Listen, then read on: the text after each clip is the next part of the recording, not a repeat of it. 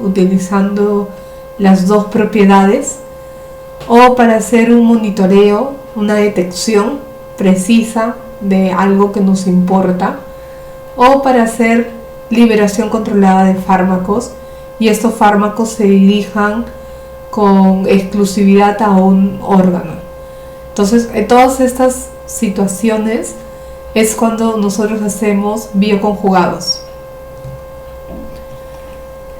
Esta es parte de un poco de la tarea del anterior, la que han visto con Dulce. Ustedes ya tienen el PDB de la caja solvatada con los iones y tienen los datos del topology y del parameter que se han compartido, y lo que tienen ahí es una secuencia de átomos que forman parte del sistema, y también tienen reconocimiento de aminoácidos y de ácidos nucleicos que se conocen como forman enlaces entre ellos. Entonces, porque como nos interesa a nosotros armar el topology de toda la molécula, lo que se hace es que se reconocen los residuos de cada uno de los residuos de la molécula en estudio. Se reconoce y se jala la información del topology, que es como una base de datos de todos los residuos posibles en un sistema molecular, y se va jalando la información. Pero para que se pueda jalar la información utilizando el plugins, tienen que darse cuenta que el topology y el PDB tienen que nombrar de igual forma al residuo. Si es que el PDB se guarda de otra forma y nombra de otra forma el residuo, no tiene comunicación con el topology y no puedes alzar la información. Entonces, un primer paso para hacer la simulación es revisar bien el Protein Data Bank, porque los autores guardan con diferentes nombres a los residuos y a los átomos, y si les nombran de otra forma, no va a reconocer la información que está guardada en el topology. Entonces, eso es como que la primera recomendación que les doy, es que revisen el PDB antes de hacer todas las corridas y lo comparen con el topology y el parameter que están usando, y que los átomos están nombrados de igual forma. Si no están de igual forma, el que tiene que cambiar la sintaxis es en el PDB, para que el topology y el parameter guarden total relación y puedan usar los plugins y los scripts sin error de sintaxis. Y una vez que ustedes utilizan el script para autogenerar todo a partir del PDB, del PCF, del topology y del parameter, lo que se hace es que se jala información cada vez que se nombra. Se jala la información del topology, de todas las conectividades, y se jala la información de todos los parámetros en el parameter file. Y toda esa información que se va llamando y se va jalando cada vez que hay lectura del PDB, se va generando el data file. Y en el data file está ya toda la información relacionada a la molécula. Están las masas, están las cargas, las posiciones de los átomos, cuántos enlaces forman, con quiénes, cuál es el parámetro del tensor de ese enlace, igualmente con el ángulo, con el diedro, con las cargas. Absolutamente toda la información relacionada a la molécula está en el data file. Entonces, lo que tienen que hacer es asegurarse que todos los parámetros están escritos para completar esa información. A veces hay información en la cual no se ha determinado algún parámetro, por ejemplo algún enlace, y lo que toca por hacer es armar la parametrización para que todos los enlaces presentes tengan su parámetro. En este caso, por ejemplo, si ustedes revisan el data file que luego van a generar, ¿no?, de la práctica, van a encontrar una lista de enlaces, y en este caso en particular vamos a hacer la comparación de un tipo de enlace que es el OH, pero que está presente en dos lados de la molécula, uno en el agua y otro en la guanina, la terminación OH. Ustedes imaginarán que como es el mismo enlace, tiene las mismas propiedades químicas el enlace, pero la verdad es que cada interacción entre enlaces también depende de sus vecinos. Es por eso que cada aminoácido que tenga OH pueden ser diferentes químicamente que otros por la vecindad de los átomos. Es por eso que cada tipo de átomo se nombra diferente para cada residuo. Y luego lo que hay es que las características químicas de cada residuo dentro del residuo ya es similar a otro en otra posición, pero comienzan a comparar la naturaleza química por residuo, no por enlace, porque como les digo, el enlace, la vibración de un enlace también depende de la vecindad de los átomos. Pero sí puedes comparar entre residuos porque la vecindad de los átomos dentro de un residuo es el mismo. Es por eso que si ustedes comparan un OH del agua con un OH de la guanina, va a tener diferente tensor y diferente carga. Son naturalezas diferentes. En este caso, si ustedes abren su data file y se van al enlace 657, se van a dar cuenta que este es un enlace del agua. Y si ustedes se fijan en el enlace tipo 1, también es un OH, pero que está presente en la guanina. Y si ustedes se van a la parte de coeficientes, el 55, bueno, aquí está cortado, pero cada tipo de enlace tiene una etiqueta numérica y esta va a jalar los parámetros, es decir, los coeficientes de las ecuaciones.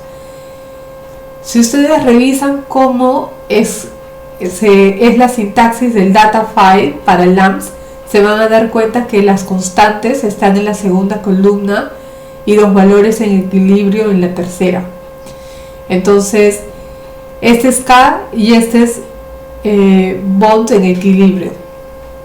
Entonces, para el 55, la constante va a estar formando un valor y la distancia otro. Igual para el el enlace tipo 56 va a tener una constante y una distancia en equilibrio diferente. En este caso estamos utilizando el modelo TIP 3, donde ya tienen parametrizado el agua con estas características, es decir que tienen cargas parciales en 3 puntos. Es por eso que se conoce como TIP 3.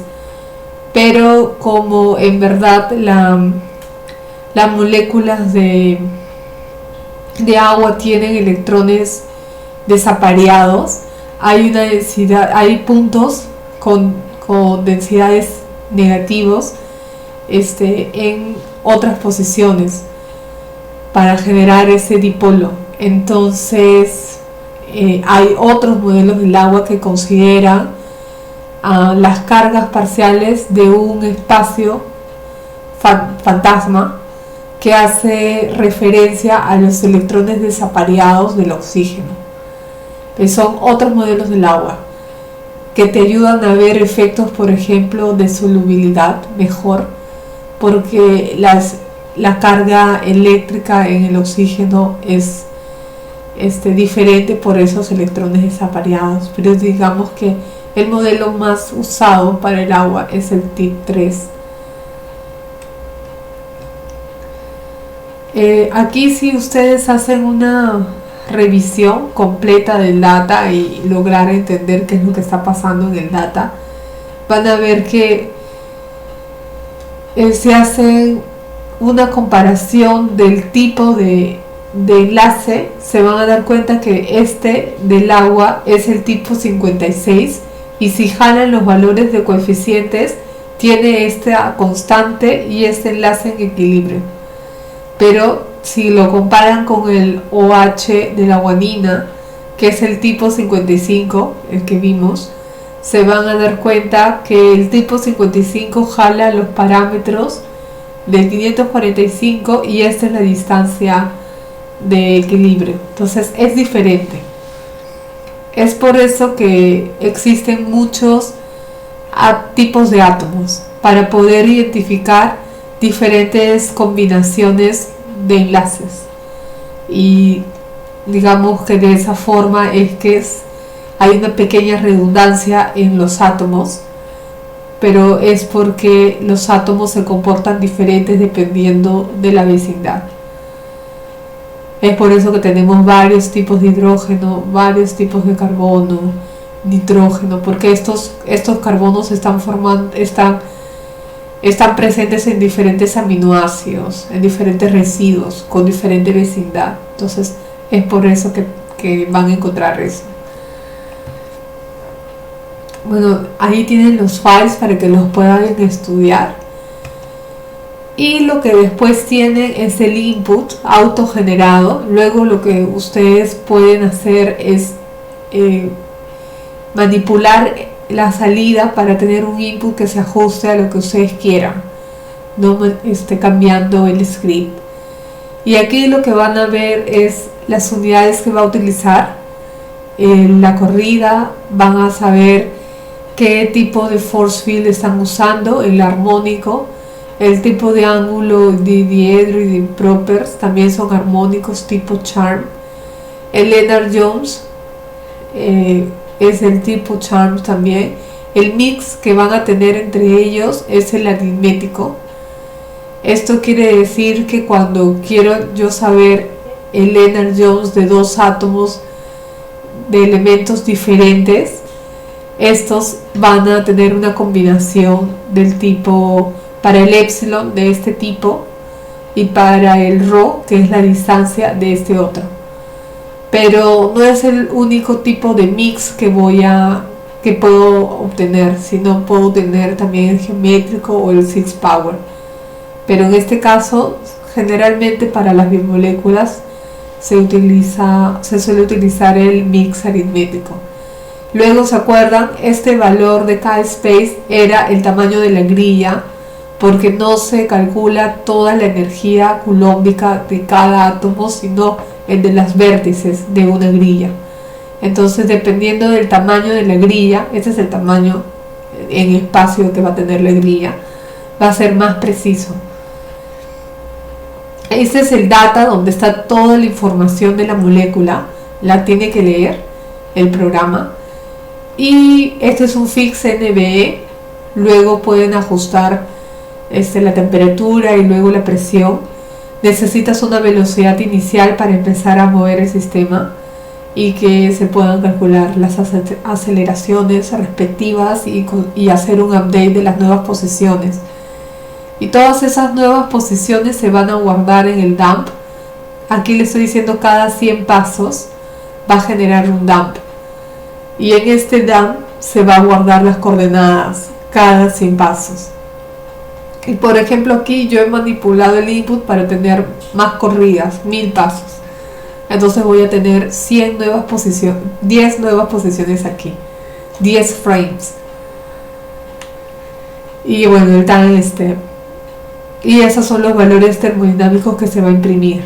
La temperatura, la presión, la energía potencial, la cinética y la total. Ese es lo que se ha corrido con Dulce y espero que de verdad corran ustedes también, porque es diferente a como ustedes pueden ver lo que yo hago versus cuando ustedes lo prueban por sí mismos. Y siento que las prácticas tienen más sentido cuando ustedes ya vienen con alguna noción de la corrida. Así que por favor practíquenlo y bueno, cualquier cosa que les esté ocurriendo, problemas, ya nos avisan. Esas es como que una lámina resumen de los nanoconjugados que tienen aplicaciones en diferentes industrias, en la medicina, en la energía renovable, en el ambiente, en la ingeniería de alimentos, de industrias alimentarias. Los nanoconjugados forman parte de nuevos fármacos que tienen mayor precisión, mayor control de la dosificación. También puedes tener nanoconjugados que te ayudan a obtener unos materiales que absorben mejor la energía del sol y tener mejor celdas solares, o también mejores filtros. Esto es, por ejemplo, una corrida de una ceolita, y este es un filtro de carbono nanotubos. Son filtros que se suelen usar para desalinización del mar porque repelen las sales, y esto hace de que puedas más fácilmente depurar el mar. Y estas son biosensores. Vamos a ver algunos hoy. Y también existen polímeros que puedes atrapar metales en solución y los concentra. Esto es una forma de usar nanocompositos. Y esta última de aquí es cuando tú encapsulas, por ejemplo, ácidos esenciales que tienen un efecto antimicrobiano. Los puedes encapsular en liposomas y se pueden liberar para proteger alimentos porque es biodegradable, y a la misma vez estás extendiendo la vida útil del alimento y no tener tantas pérdidas de alimento cuando se están transportando. También puedes generar envolturas para alimentos con sensores para identificar cuándo se están echando a perder los alimentos y no tener un problema de contaminación por consumir toxinas que provienen de una descomposición, por ejemplo, de carne, ¿no? Y después nos enfermamos. También se hacen sensores para hojas para detectar compuestos orgánicos volátiles que están relacionados a ataques de plagas, y son elementos biológicos los que hacen este monitoreo exclusivo. Entonces más adelante lo vamos a ir viendo. Estos son algunos biosensores que existen ya de manera comercial y están hechos con biomoléculas. Son nanopartículas integradas en dispositivos con inmovilización de biomoléculas. Entonces este es un modelo de hígado en un chip para poder hacer análisis preclínicos de fármacos, donde se crea el microambiente del hígado, donde se controla el flujo de sustancias que suelen estar liberándose en el hígado en una función normal del hígado. Hay ciertas sustancias que se van segregando, y en este pequeño chip lo que se hace es replicar esa característica y ahí probar los fármacos y de alguna forma sustituir el uso de animales de laboratorio para hacer las pruebas, sobre todo preclínicas de fármacos. Entonces, hay algunos que ya han sido validados para algunos órganos, y bueno, hay otros en desarrollo. Y bueno, vamos a ver un ejemplo donde hay la inmovilización incluso de anticuerpos para poder detectar sustancias en específico. Y este es un biosensor para detectar diabetes tipo 2. Aquí se utiliza un anticuerpo que se le conoce como RB4, y se utiliza un crosslinker de glutaraldehído para orientar la funcionalización. Entonces, generalmente cuando ustedes inmovilizan anticuerpos o biomoléculas en un material para hacerlo sensitivo, selectivo, tienen que controlar la orientación, porque si ustedes lo hacen de una manera incorrecta, pueden no estar bloqueando el área de contacto de la biomolécula. Entonces, una de las estrategias para inmovilizar es puedes generarle una terminación de tioles a la molécula, y entonces por los tioles propiciar una reacción y de esa forma anclar. O también puedes utilizar y fusionar con otra proteína que haga un reconocimiento exclusivo por un lado y dejar libre el espacio de reconocimiento del antígeno por el otro. Y así te aseguras de que va a estar bien orientada el anticuerpo. Esas son diferentes estrategias para inmovilizar. Hay muchas estrategias, pero creo que lo más común es utilizar estos linkers exclusivos para poder tener un control de cómo está orientada, ¿no? Si está así o está así, o se bloqueó y se cayó como sea al sustrato donde queríamos inmovilizar.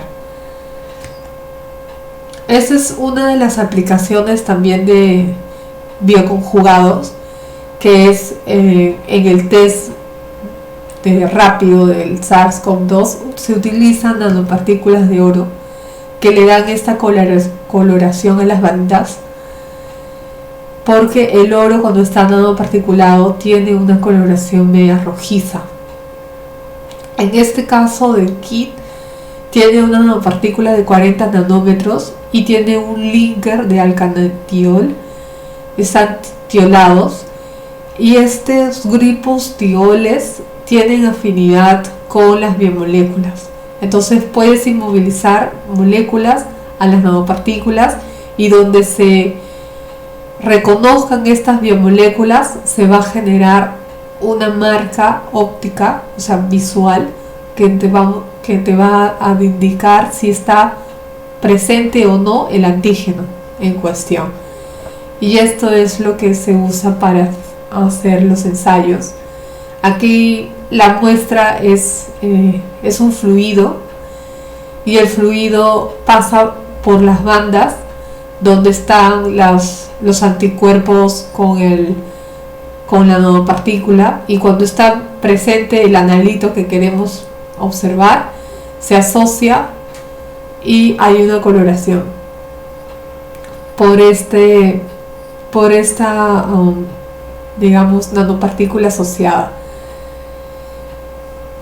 Y bueno, lo que se hace es solamente una observación, y entonces te evitas todos los pasos previos para preparar la muestra. Es una toma de medición rápida, pero ahora lo que tienes que asegurar es que el analito que vas a medir esté que sea tan sensible que puedas medir concentraciones muy bajas para detectar fases iniciales de la enfermedad. Entonces hay bastante desarrollo por ese lado, conseguir buenos targets para el sensor, y en base a eso crear los anticuerpos para el reconocimiento. Pero ese es en el caso cuando la muestra por capilaridad viaja a las zonas de medición, a las zonas donde se recepciona la señal. Pero hay muchas veces en que nosotros sí necesitamos controlar el flujo para poder medir con mayor tranquilidad un evento biológico. Entonces se pueden utilizar capacitadores, y con estos capacitadores puedes medir el flujo. Son nanopartículas de silicio pasivados por óxido de silicio, y a determinado flujo te va a dar una señal diferente. Entonces vas a poder detectar si es que estás controlando el flujo. Y el flujo lo puedes controlar por la dimensión del canal, por donde va a viajar la muestra, y también por la naturaleza química de las paredes del canal. Así, si tienes una sustancia que es hidrofílica, haces que las paredes del canal sean también hidrofílicas y el flujo sea favorecido. O si la sustancia que estás transportando es más hidrofóbica, entonces le generas unas paredes a ese canal que también lo sean, y de esa forma puedes controlar el flujo que ocurre en ese canal. Este es un ejemplo de canales para poder medir vesículas que tienen metaloproteasa, y una metaloproteasa en particular porque está asociada a metástasis de los tumores. Entonces, cuando los tumores ya comienzan a generar metástasis, la matriz que envuelve sólido al tumor se va destruyendo, y es así como las células logran escapar del tejido tumoral y viajan por el corriente sanguíneo y se forma y se aloja en otros órganos. Entonces ya se ha identificado algunas metaloproteasas que están en mayor expresión cuando hay metástasis en diferentes tipos de cáncer. Entonces lo que se va a evaluar es la concentración de estas metaloproteasas, vesículas de metaloproteasa. Y como ya se conoce, se han generado anticuerpos para esta metaloproteasa. Y entonces ahora lo que se propone es utilizar canales microfluídicos donde estén inmovilizadas estos anticuerpos, y si hay presencia de estas vesículas se quedan absorbidas, interrumpen el flujo, y esta diferencia de flujo entre un extremo del canal y otro te va a permitir tener una idea de cuánta concentración de vesículas existe por canal. Es una forma de poder tener una idea de en qué, digamos, estado está produciéndose esta metaloproteasa, y hacer una correlación con la metástasis del tumor. Y bueno, la verdad es muy interesante estudiar las metaloproteasas, porque también estas pueden ser targets para fármacos. No solamente poder ser capaz para detectarlos para el diagnóstico, sino también como fines terapéuticos, y evitar que la matriz del tumor entre en un estado de degradación y entre en metástasis un tumor. Y bueno, cada vez es más importante conocer estas metaloproteasas, porque hay muchas mutaciones que ocurren en estas proteínas cuando hay eventos de cáncer. Bueno, y es súper importante también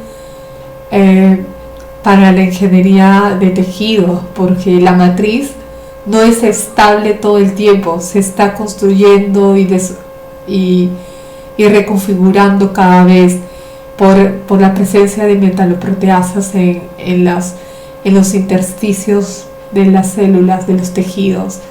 Entonces también es bueno conocer la producción de vesículas con metaloproteasas para darle esta característica dinámica a los materiales que usamos para hacer ingeniería de tejidos.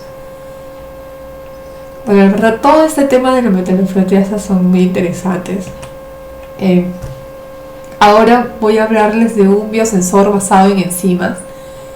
Las enzimas se usan como biosensores, se usan también anticuerpos, digamos, también se usan aptámeros. Son las biomoléculas que mayormente se usan para un biosensor.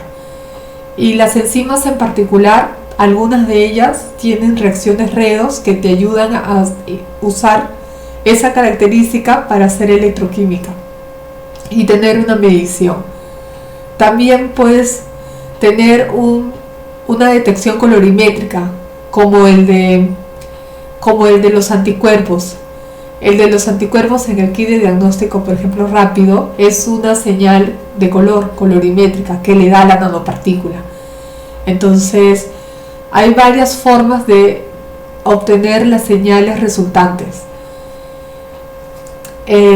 Tanto en electroquímica como en el colorimétrico, puedes apoyarte en las nanopartículas para poder ser posible la medición de estas señales. Pero ahora el primer trabajo es cómo voy a inmovilizar las enzimas. Puede ser adsorción, que es generalmente fuerzas físicas, de coulombicas o de Van der Waals, y el problema de la absorción es que a veces no puedes controlar la orientación. Otra forma es hacer un embedding, que queden atrapadas en una red polimérica y entre los intersticios queden atrapadas entre mecánica y químicamente ahí. También pueden ser covalentes, que es lo más estable. Puedes hacer que estos se enlacen a través de un linker, o puedes generar un cross-linking, es decir, que sean covalentes pero que te permita generar una red. Hay muchas formas de hacer la bioconjugación en un material.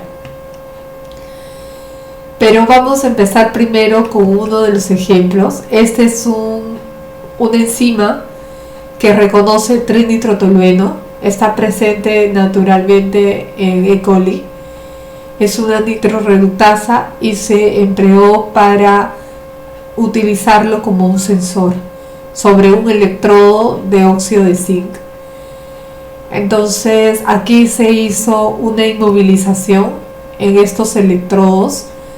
Eran nanorods y aquí habían espacios a escala nanométrica, estaban apilados de esa forma, y se hizo solamente una fisisorción, no se hizo un cross-linking o algo que sea más fuerte o que te ayudara a inmovilizar mejor.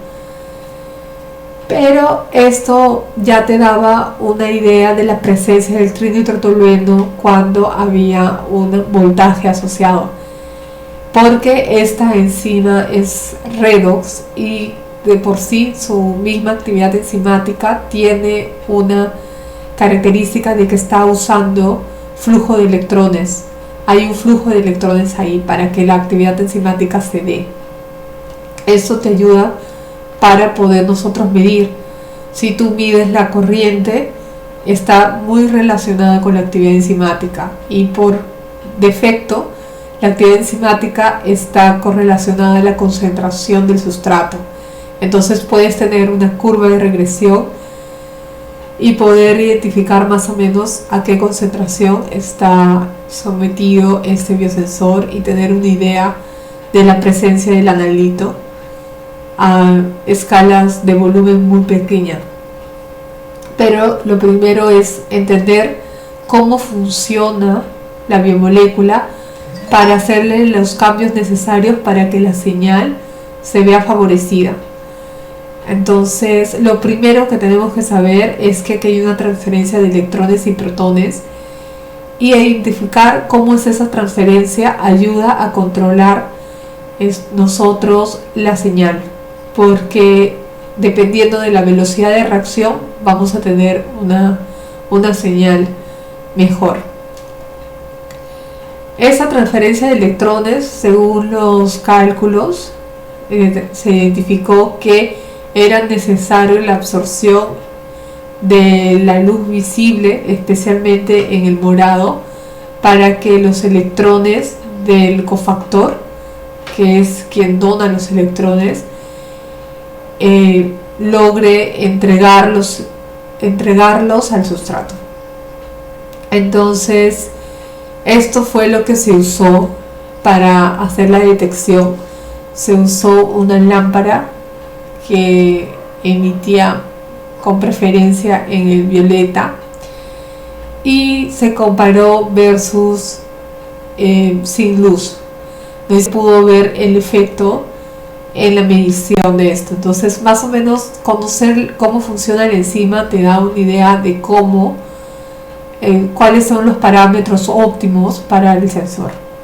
Hay algunas biomoléculas que tienen que estar sin exposición de luz para que sean más estables. En este caso, era mejor que estuviera en exposición en este rango de luz para tener una mejor señal. Luego también identificamos cómo era la transferencia de protones y se identificaron zonas donde la transferencia de protones era favorecida por las vibraciones, y eso te da una idea al momento de seleccionar la biomolécula.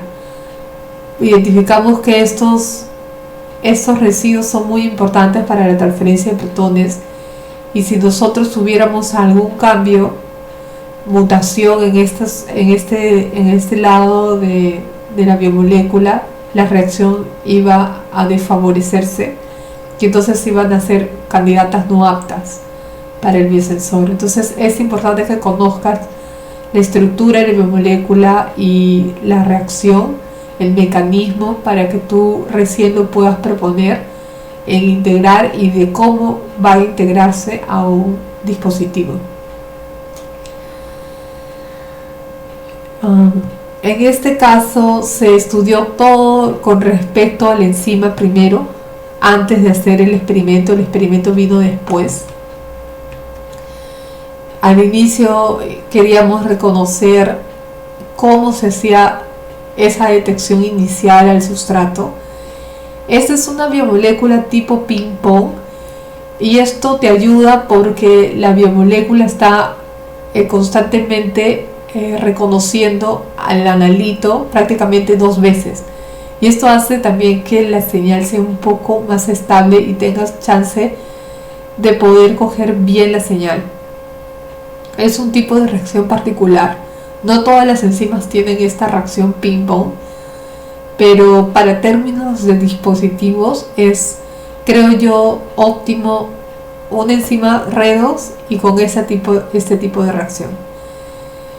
Pero luego queríamos entender por qué se daban estos casos, por qué algunas enzimas reconocen su sustrato otra vez, y corrimos la mecánica cuántica de ellas y identificamos la distribución de cargas.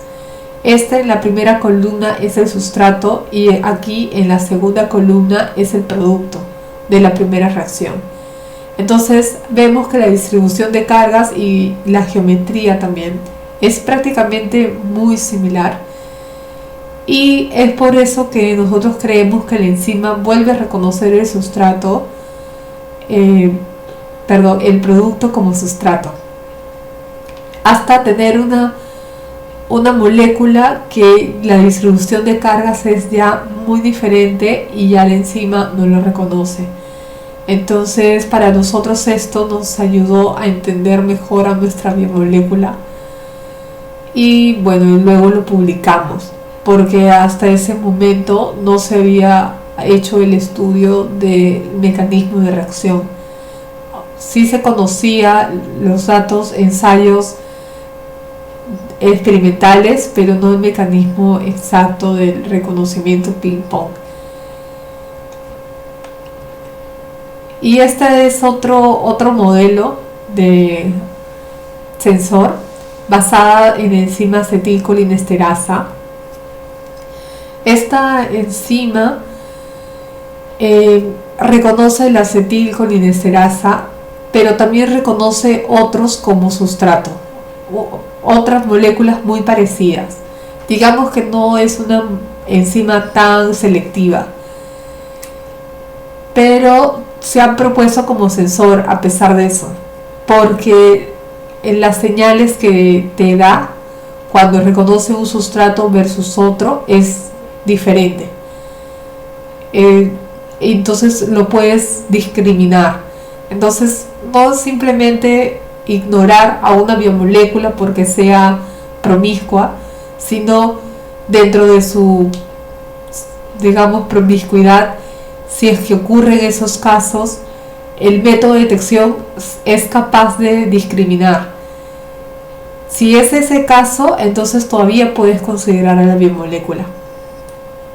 En este caso, la acetilcolinesterasa tiene inhibidores conocidos, es decir, tiene su sustrato natural, pero también tiene inhibidores. Inhibidores que cuando se acoplan al sitio activo, lo modifican y evitan la reacción con su sustrato natural. Entonces ese es un mecanismo para nosotros interesante al momento de diseñar un sensor, porque si nosotros tenemos un analito que es un inhibidor, vamos a darnos cuenta que está presente porque la reacción no se da. Y si esta reacción no se da y lo podemos medir visualmente, eléctricamente, es bueno, porque de esa forma indirecta voy a poder calcular la concentración del inhibidor. Entonces, esto es lo que se propuso para este sensor. Los inhibidores que tiene esta biomolécula son varios. Uno de ellos son los plaguicidas. Esos, cuando entran en acción y compiten con el sitio activo, lo modifican. Modifican sobre todo esta serina de aquí. Es por eso que generalmente no se recomienda utilizar muchos de estos compuestos. Sin embargo, los usamos, y ya hay algunos insectos que han generado resistencia a este inhibidor. Por ejemplo, hay algunas moscas que ya se han presentado mutaciones, y estas mutaciones le dan una resistencia. Entonces hay diferentes tipos de mutaciones, y algunas en particular que le dan más resistencia que otras. Entonces aquí lo que se puede hacer para estudiar este caso es conocer cómo estas mutaciones cambian estructuralmente a la biomolécula, y cómo este cambio estructural luego se ve reflejado en el acoplamiento al inhibidor. Esta misma molécula también es un fármaco, se utiliza como fármaco, pero como fármaco no se ha identificado resistencia. Solamente se ha visto casos de resistencia en insectos. Entonces queda como que una pregunta así medio en el aire: ¿qué es lo que estaría pasando de repente más adelante con el continuo uso del fármaco? Si es que en insectos ya se percibe cierta resistencia, de repente porque el uso también, las dosis de los plaguicidas es mucho mayor a las dosis farmacológicas. Una forma de medir los pesticidas organofosforados es utilizando esta enzima.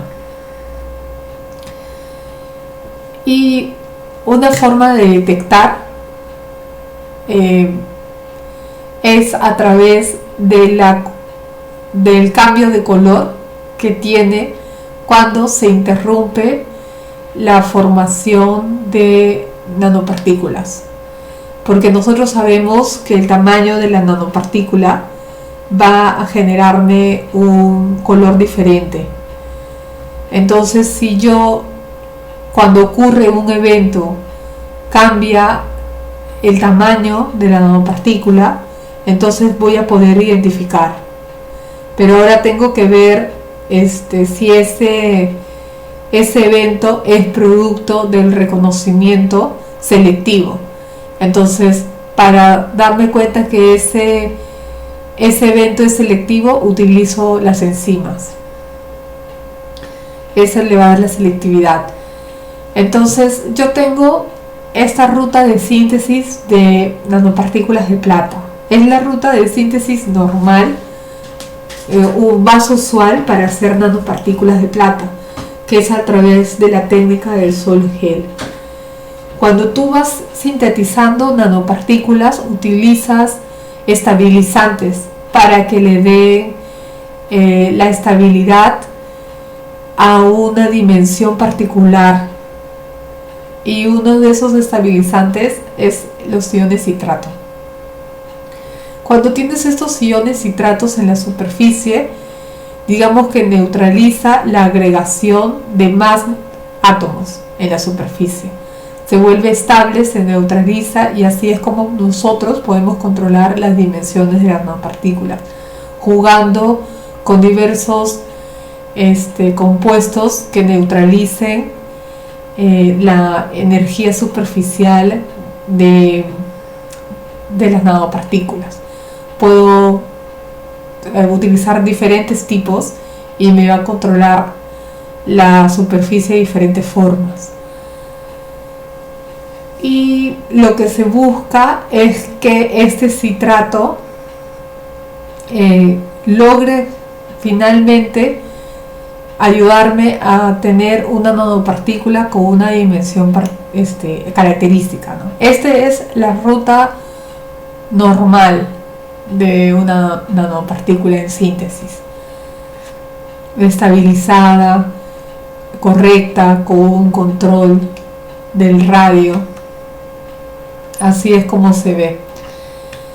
Pero cuando tú quieres utilizar este evento de agregación de nanopartículas como parte de una detección, entonces vas modificando lo que usualmente usarías. Usualmente yo usaría citrato para estabilizar la nanopartícula, pero en experimentos, si tú tienes surfactantes catiónicos en las superficies, lo que vas a tener es que vas a generar una agregación, porque estos surfactantes forman enlaces entre ellos. Por ejemplo, uno de los surfactantes conocidos es el tiocolina, y este tiocolina tiene un grupo tiol. Entonces ustedes, cuando vean un grupo tiol, tienen que tener en cuenta que los grupos tioles entre ellos suelen formar puentes disulfuro.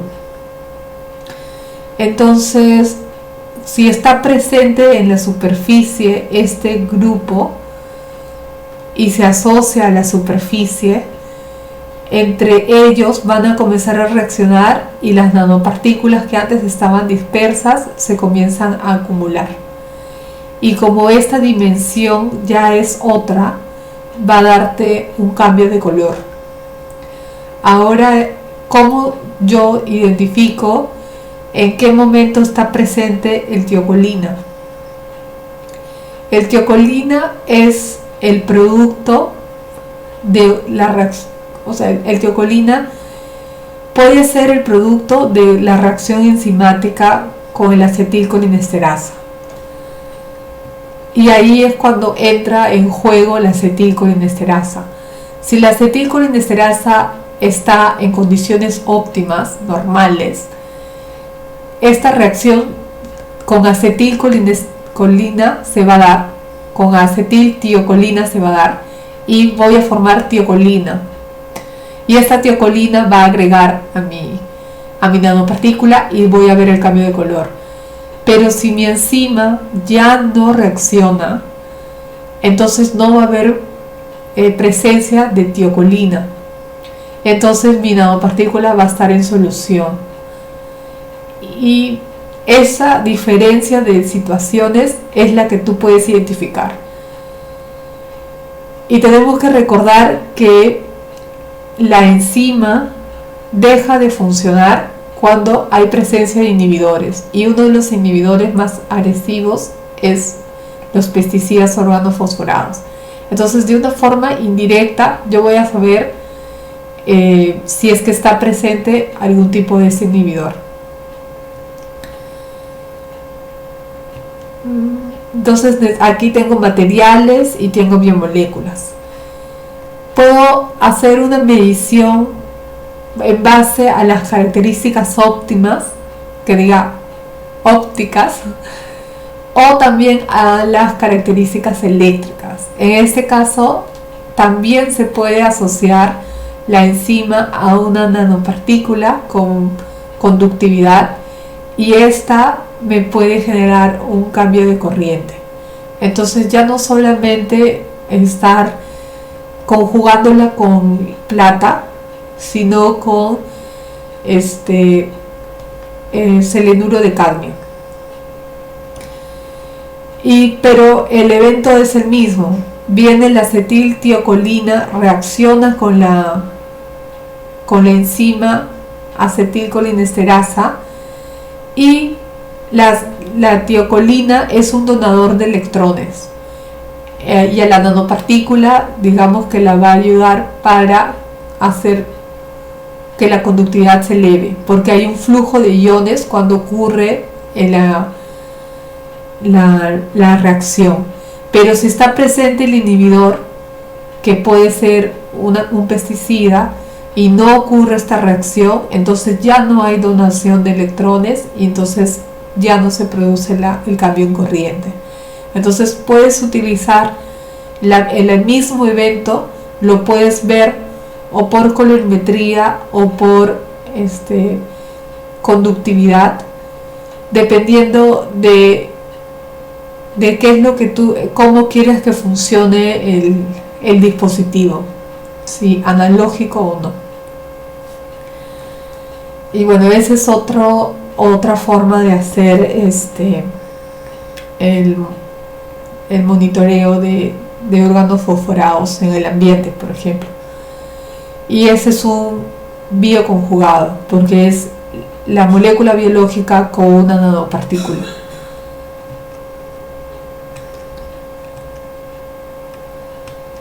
Y eso es lo que vemos al final.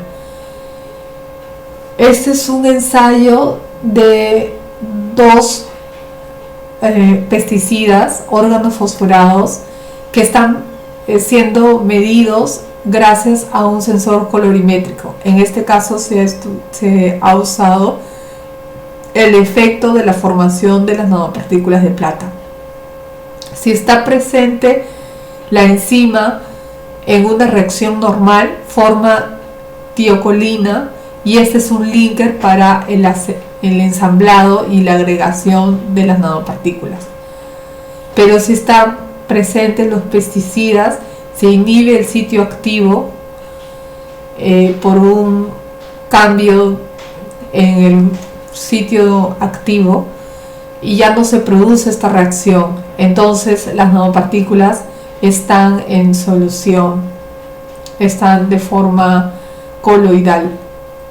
Entonces este es el efecto óptico, el que te va a permitir observar si es que hay o no hay pesticida. Y eso es lo que se ha hecho en este paper.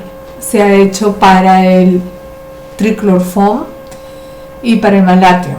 Y para cada uno de ellos la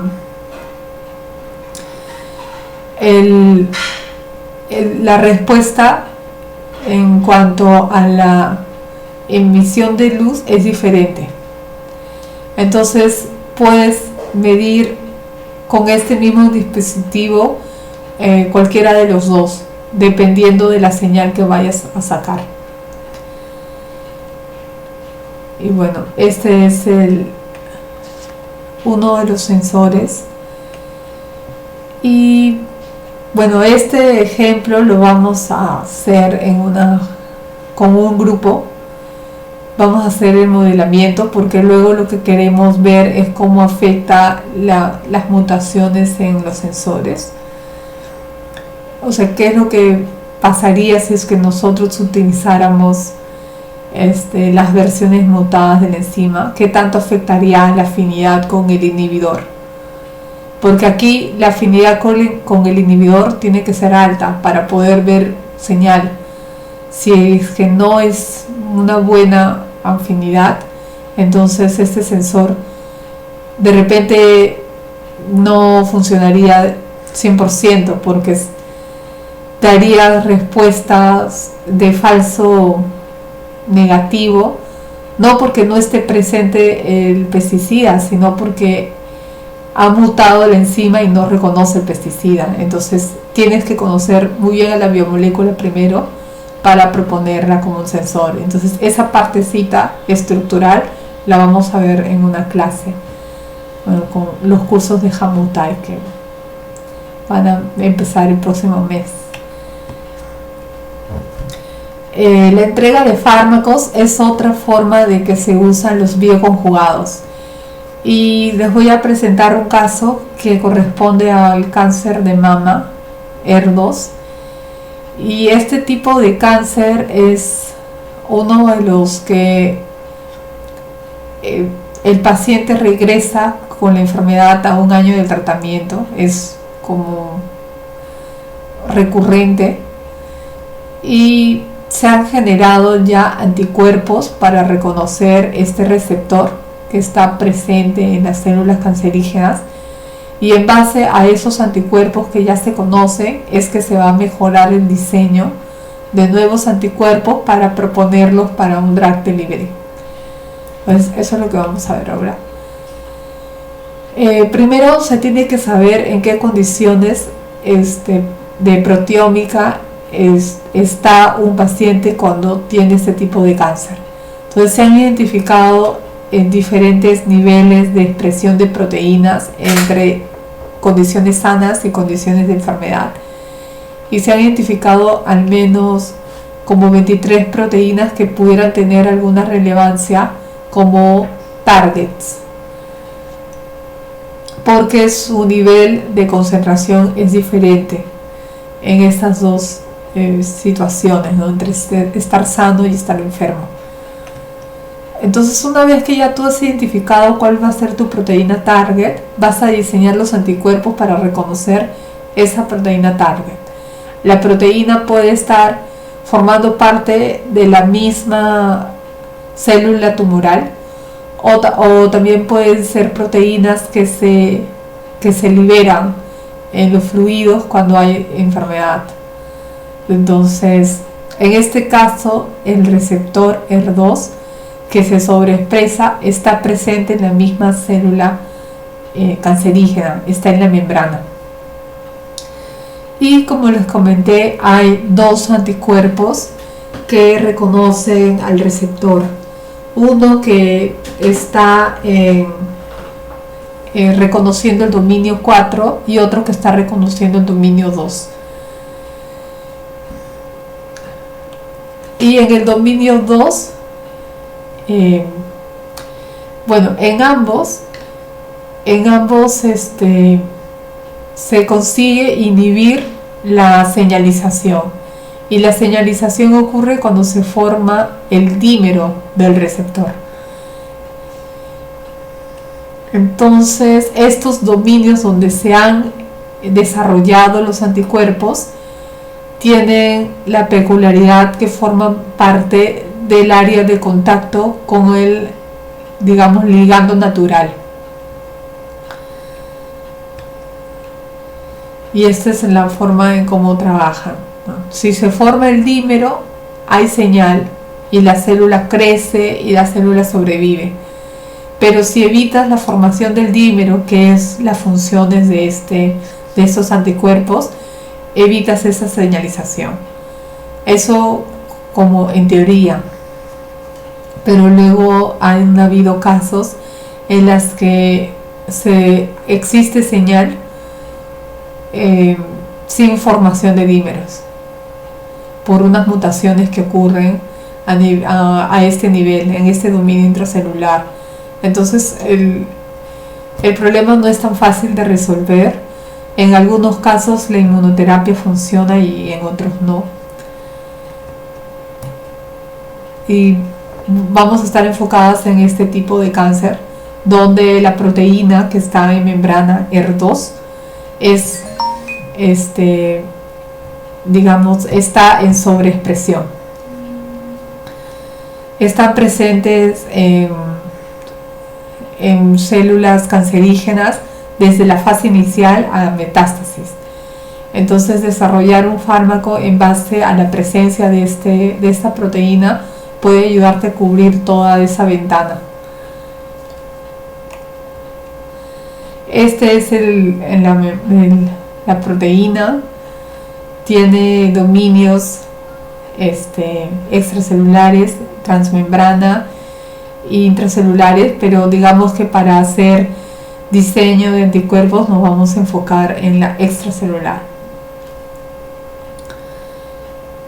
Puede formar dímeros.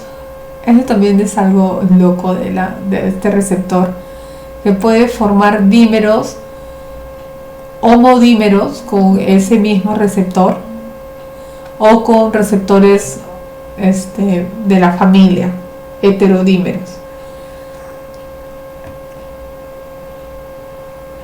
Bueno, hasta el momento los anticuerpos que se han generado para atacar el tipo de cáncer ER2 tienen como blanco al ER2.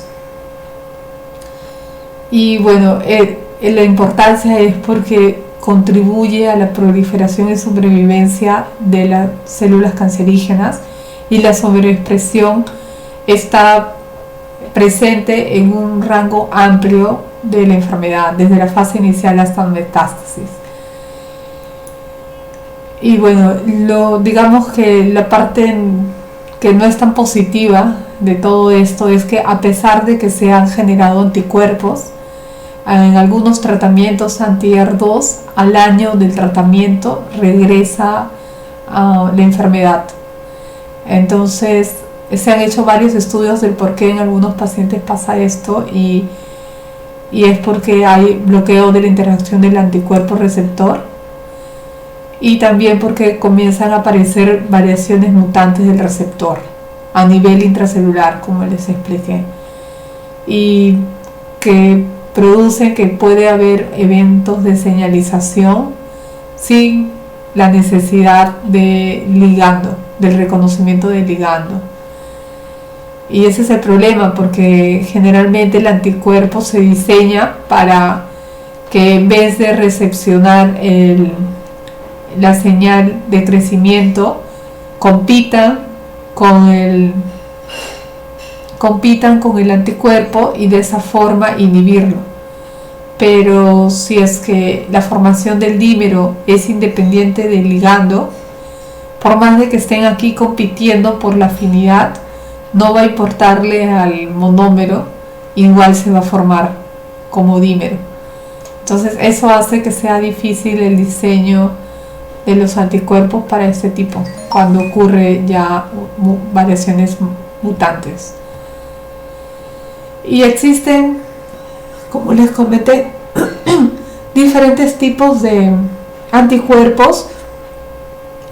Nosotros vamos a estar basando nuestro estudio tomando como molde al trastuzumab, que reconoce en el dominio 4. Y aquí he hecho una pequeña reseña de lo que se ha avanzado hasta el momento, o sea, los esfuerzos de la comunidad para mejorar el tratamiento. Hay ya anticuerpos conjugados. Generalmente estos anticuerpos conjugados se conjugan con fármacos ya conocidos. Por ejemplo, este anticuerpo se le conoce como TDM1 y es un anticuerpo que tiene un linker, y en este linker se asocia con un fármaco. Este linker en situaciones ácidas se rompe y el fármaco ingresa y cumple su ruta farmacológica, y el anticuerpo igual cumple su función. Pero digamos que cuando están formando un conjugado, este anticuerpo ayuda al fármaco a ingresar exclusivamente a las células de cáncer. Entonces esto ya se está desarrollando y se está haciendo incluso los ensayos ya clínicos. Y este linker se desdobla en un ambiente intracelular muy ácido, porque cuando el fármaco ingresa con la ayuda del anticuerpo, ingresa por la ruta del lisosoma. Entonces a ese pH ácido el linker es roto, se desdobla y el fármaco queda liberado después. Otro anticuerpo conjugado es el MM302. Es un anticuerpo que es un fragmento pequeño, es un nanobody que reconoce al dominio 1 y está conjugado a un lisosoma. Un lisosoma que contiene doxorubicin, que es un fármaco usado en cáncer. Entonces este es otro nanocompuesto conjugado. En este caso el material es un lisosoma y el fármaco está encapsulado. Y lo positivo de utilizar nanobodies es que le va a dar la selectividad, y es mucho mejor si es un nanobody, porque vas a poder inmovilizar muchos nanobodies en el lisosoma y entonces vas a aumentar las probabilidades de reconocimiento. Esto ya existe, es un antibody liposomal doxorubicin conjugado, y también se está evaluando qué tan bueno es para ciertos cánceres con resistencia. Y esos son dos ejemplos, y hay ensayos clínicos para ver si funcionan bien para todos los tipos de cáncer en diferentes fases. Y eso es lo que tenemos. Tenemos 2 anticuerpos aprobados por la FDA, varios otros bioconjugados que se están haciendo análisis clínico, y también se tiene en estudio anticuerpos biespecíficos, es decir, anticuerpos que reconocen a 2 proteínas diferentes. Uno de esos anticuerpos anti-HER2 biespecífico es el 2B1, que reconoce al HER2 y también al fragmento constante del R3, y esto hace que el paciente alce su inmunidad mucho más rápido. También hay otro anticuerpo biespecífico, MDXH210, que es anti-HER2 y también reconoce al fragmento constante del R1 Medarex. Esos son 2 tipos de anticuerpos biespecíficos, y bueno, siempre se están desarrollando nuevos anticuerpos para terapias oncogénicas.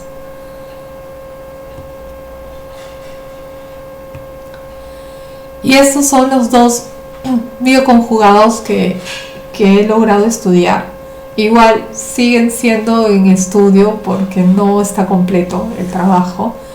Es un anticuerpo nanobody que se ha diseñado en base al trastuzumab, al molde de trastuzumab, pero en miniatura, que lleva carbonanotubos que encapsulan fármacos. Ese carbonanotubo está funcionalizado para darle la solubilidad necesaria, y también se está probando con nanopartículas de oro funcionalizadas para agregarle solubilidad y poderlo utilizar como agente de imagen, como un agente contraste para hacer mejores imágenes. Esos son los 2 bioconjugados que se está estudiando, y la idea es que estos nanocompositos se dirijan a las células del cáncer, ingresen junto con el anticuerpo hacia las células cancerígenas y ante pHs ácidos, como sabemos que estos se secuestran a través del lisosoma, queden liberados e ingresen y hagan su ruta farmacológica los fármacos, y el anticuerpo haga su trabajo también, y tener un tratamiento por 2 vías. ¿Y por qué utilizamos como blanco LER2? Bueno, ya más o menos le hemos dicho anteriormente, es porque esta proteína se sobreexpresa en cáncer y más o menos ya conocemos que ingresa con selectividad a las células cancerígenas. Vamos a continuar.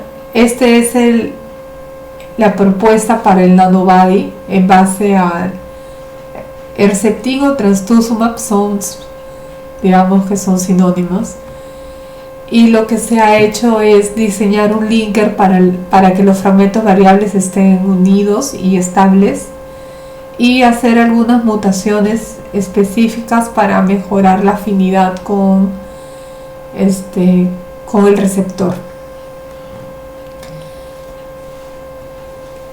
Las nanopartículas también se han ido modelando de forma paralela. En este caso, las nanopartículas de oro con los ácidos lipoicos y el carbono nanotubo con polietilenglicol y poliaminas. Y también se ha calculado qué diámetro es necesario para mantener una estabilidad del fármaco dentro, ni tan fuerte que no podamos luego liberar el fármaco, ni tan laxo como para perder el fármaco mientras la nanopartícula se está localizando en las células de cáncer. Hay que hacer varios ensayos con diferentes diámetros, y aquí se ha calculado la energía de afinidad que tiene los dos elementos dependiendo del diámetro del carbono nanotubo. En este caso el fármaco es fluoxuridine. Ese es uno de los cálculos que se hacen para estudiar si el carrier es un buen carrier o no. Generalmente un fármaco se encapsula para darle una estabilidad química, para darle para crearle otro ambiente importante para ser estable. Por ejemplo, si el fármaco es insoluble, yo genero ambientes insolubles internos, pero solubles externos, y puedo de esa forma hacer el transporte del fármaco. O también puedo saber que el fármaco le puede estar atacando radicales libres, y yo genero un carrier que recepcione todos esos electrones y proteja de cierta forma a los fármacos que están en su interior. En este caso, nosotros necesitamos ver en dónde se encuentran los orbitales libres, por ejemplo, que son los lugares que podrían recibir los electrones cuando hay presencia de electrones o radicales en el ambiente.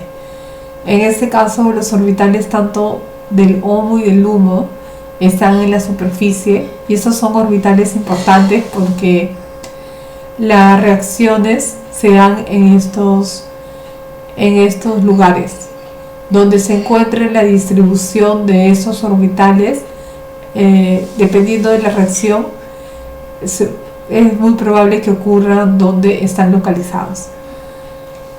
En este caso, tanto el HOMO, que es el lugar donde se encuentran los electrones de última valencia, y los del LUMO, que son los orbitales donde pueden aceptar nuevos electrones, se encuentran en la pared del carbono nanotubo. vamos funcionalizando el carbonanotubo e integrándole más elementos, y la estabilidad química es constante. Siempre los electrones los electrones y también los espacios para recibir nuevos electrones se van a encontrar digamos, en el material. Entonces esto más o menos te da una idea de la estabilidad química que tiene el material, y también nos da una idea que puede soportar los impactos del medio y proteger de esa forma a nuestro fármaco. Esa es más o menos la idea final que se quiere probar, es que el fármaco se libere por difusión, debido a la interacción con los polímeros. Si los polímeros están de una naturaleza química que permite la liberación, es lo óptimo, a un pH bajo, porque sabemos que este material, si viene con el anticuerpo, ingresa por el lisosoma. Entonces, si nosotros hacemos que los polímeros a pHs ácidos generen cargas, y estas cargas se repelen entre ellos y cambien la configuración del polímero que permita la difusión del fármaco, va a ser mejor, porque vamos a asegurar que la liberación del fármaco se va a dar de forma natural. No voy a necesitar hacer un pulso eléctrico, ni un pulso de infrarrojo, ni someter al paciente a más exposiciones de otros agentes que propicien la liberación, sino que va a ser el mismo evento molecular de recepción del nanomaterial que va a permitir la liberación. Pero eso mucho va a depender del polímero que voy a utilizar para envolver el carbonanotubo. Para ver si ese carbonanotubo puede encapsular el fármaco, lo que se hace son simular el evento de la síntesis, es decir, cómo más o menos nosotros podemos proponer que se va a encapsular el elemento. Esta es una propuesta teórica, definitivamente se tiene que desarrollar mejor, pero lo que se coloca como propuesta es que el grafeno naturalmente encapsule de forma espontánea a pequeños droplets de agua que contengan el fármaco. Si nosotros tenemos el fármaco en aerosol, en pequeñas gotículas, entonces, y tenemos grafeno en suspensión, ellos dos van a interaccionar con afinidad, que van a formar esos encapsulamientos, digamos, de forma espontánea. Pero esto va a ocurrir en diferentes condiciones, o tiene que estar de repente con alguna geometría el grafeno para que ocurra más rápido que otro. Se ha hecho varias corridas para configurar el grafeno, de qué forma podría encapsular mejor droplets de agua con solventes. Una de las formas es generando estas pequeñas estructuras en forma de flor, que hace que la encapsulación sea mucho más rápida que si es un nanoribbons. Le toma mucho más esfuerzo y tiempo hacer un encapsulamiento de este tipo, pero sin embargo es algo que todavía hay que probar, porque el carbonanotubo que se vaya a formar, al final de cuentas va a ser como un carbonanotubo, y esto va a parecer más como una bolita. La cosa es que estos bordes del grafeno se inmovilicen con grupos tioles con bordes de tioles para que puedan cerrarse gracias a puentes disulfuro, y cuando entre en una situación ácida se desdoblen protonándose y se abra. Entonces eso es finalmente lo que nosotros quisiéramos que pasara,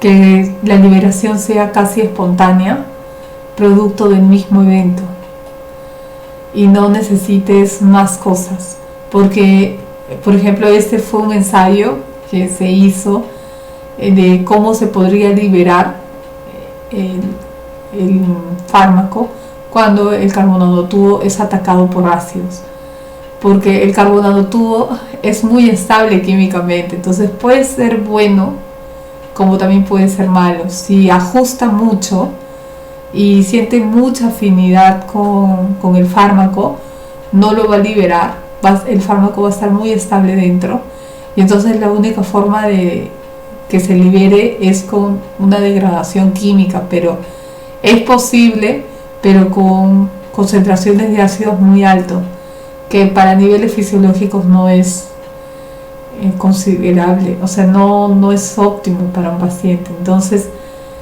es no solamente sintetizar el carrier, sino conocer cómo se vaya a dar eventualmente la liberación, con qué mecanismo, y queremos que este mecanismo de liberación sea pH dependiente, porque ya sabemos cómo es el ambiente intracelular de donde va a caer esta nanopartícula.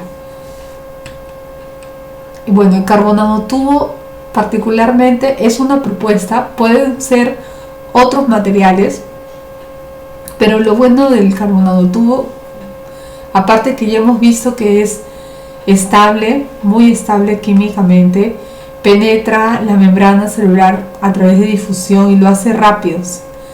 Y ya se han visto ensayos donde esta penetración de la membrana es posible. Y también se ha visto que se puede controlar la solubilidad gracias a la funcionalización. También se libera calor cuando se agregan pequeños pulsos de infrarrojo, y esto es positivo si es que lo queremos también utilizar como ablación. Y el daño de la ablación es muy local, entonces puedes realmente controlar la suturación, digamos. Pero bueno, tiene sus pros y tiene sus contras, ¿no? Tenemos que identificar que el carbonato tubo no esté generando ninguna citotoxicidad. También la emisión en infrarrojo es interesante.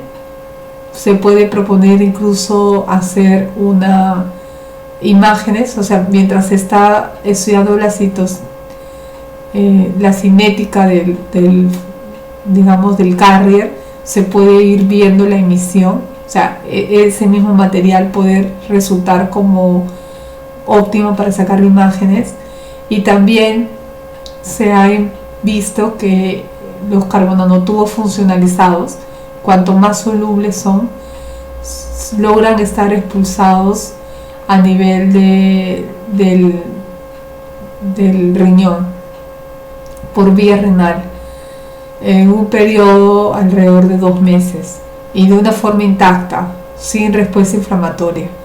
Entonces estos son pequeños indicios que te dicen que podría funcionar. Igual se tiene que hacer en varios modelos y cerciorarse que no se está acumulando y que no está levantando respuesta inflamatoria. Hay algunos ensayos in vitro de carbonanotubos que encapsulan fármacos, en este caso el cisplastin, y también se vio que no existe una acción inflamatoria. Aquí solamente lo que se ve es cómo afecta el diámetro y la longitud del carbonanotubo en la encapsulación de los fármacos. Se ha probado con cisplastin en este caso, y se ha visto la internalización de este complejo a través de las vesículas. y también se ha hecho carbonanotubos que tienen tapas de nanopartículas, y estas tapas están unidas al carbonanotubo a través de un linker, y este linker se desdobla a pHs ácidos. Entonces permite controlar la difusión del fármaco cuando se encuentran los pHs ácidos, y generalmente las células de cáncer son ligeramente ácidas, el ambiente tumoral, y aparte si es que estas ingresan a través del lisosoma, definitivamente van a tener pHs ácidos. Pero no solamente los carbonanotubos son de importancia, sino también los linkers que vas a utilizar para darle una estabilidad del pH y de la degradación. Tienen que desintegrarse o desdoblarse justamente en los niveles de pH óptimos. Pero bueno, esa es una propuesta de algunos grupos. La verdad que estas propuestas se tienen que probar. En nuestro caso, nuestras propuestas es que las tapas o la liberación sea a través de la repulsión de cargas de polímeros que se suelen protonar a pHs ácidos, y no utilizar las nanopartículas de oro, o por lo menos no para estos fines de liberación controlada del fármaco. El grafeno es otro material que es interesante. Ya se ha aplicado el grafeno para drug delivery, y bueno, y aquí le vamos a mostrar un ejemplo. Este es un small RNA que produce un silenciamiento genético a la proteína BCL2, que es una proteína antiapoptótica presente en situaciones de cáncer con mayor número, y es un tipo de cáncer que cuando está presente esta sobreexpresión existe resistencia a los fármacos conocidos. Entonces, cuando los fármacos ya no funcionan, para los fines que fueron creados, este small RNA puede ser una terapia alterna de emergencia, y ya se conocen algunas secuencias que realizan este silenciamiento. Este es uno de ellos. Esta secuencia es este dibujo de aquí, y lo que se busca es utilizar este RNA pequeño. También se utiliza doxorubicina para impedir la lectura del ADN, y de esa forma atacar a las células de cáncer. Pero estos fármacos y este RNA no se inyectan de frente, sino que se inyectan en una matriz, y estas matrices basadas en nanopartículas. Esta es una de ellas, es el grafeno oxidado, que está en asociación con el RNA, y también con un polímero que es catiónico, el politnimina. Entonces este polímero hace que la asociación con el DNA sea estable por la atracción electrostática que siente sus grupos funcionales, ¿no? En este caso fosfato, y en este caso la amina. Ya se conoce más o menos el peso molecular adecuado, que tiene una mayor afinidad con el small RNA que les mostré, que cumple un rol de silenciamiento específico. Y lo que se propone es la funcionalización del grafeno con este polímero para poder hacer terapia genética. Y se han elaborado diferentes nanohidrogeles bioactivos que sean inyectables para liberar este complejo de la doxorubicina y también del RNA pequeño sobre este material. este es uno de los ensayos. Este es el gel. Es un gel inyectable. Es óxido de grafeno con polímeros. Y aquí se van a llevar el RNA, muchos RNAs. Estos cumplen la peculiaridad de que ingresan con mayor eficiencia a las membranas y vencen las barreras fisiológicas.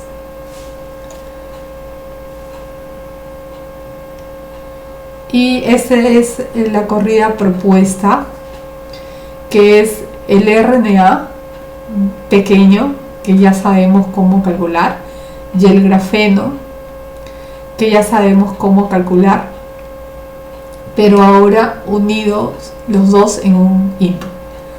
Entonces sabemos que en la parte del grafeno se corre mejor con el force field del terzo, y que la parte del RNA se corre con charm.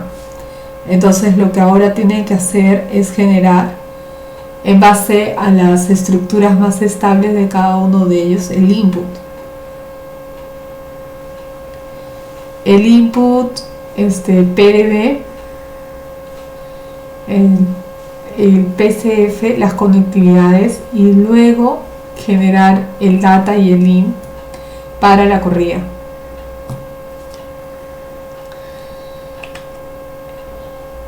Y bueno, ahí tienen algo que practicar. Como ven, es la acumulación de lo que ya hemos venido haciendo, sino ahora integrándolo. Y es la forma en cómo uno trabaja. Uno no corre de frente la simulación compleja, sino que va corriendo las partes, va ajustando los parámetros, y luego es que hace en este caso el bioconjugado. Este es un bioconjugado porque estamos asociando el RNA con la nanopartícula, que entra en asociación, pero no es química, sino es física. El RNA de por sí ya tiene afinidad con el grafeno, porque lo que ocurre con los anillos de ácido nucleico es que forman stacking con el grafeno.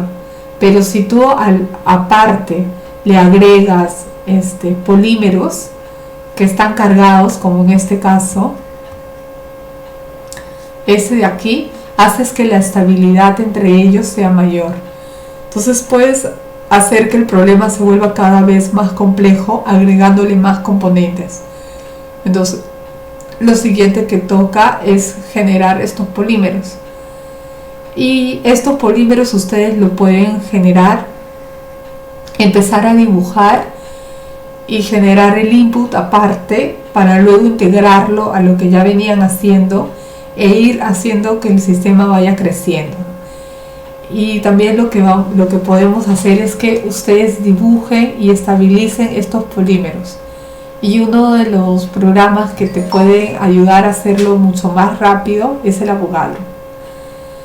Así que si tienen el Avogadro ya instalado, lo que podemos hacer es, ahorita lo más fácil que pueden hacer, incluso si no han hecho la corrida esta solita, es hacer el dibujo del polímero en Avogadro. Lo minimizan en Avogadro y luego van a generar el input aquí y hacer la corrida. Bueno, lo podemos hacer ahora. Todos están bien, o sea, el Avogadro lo tienen bien.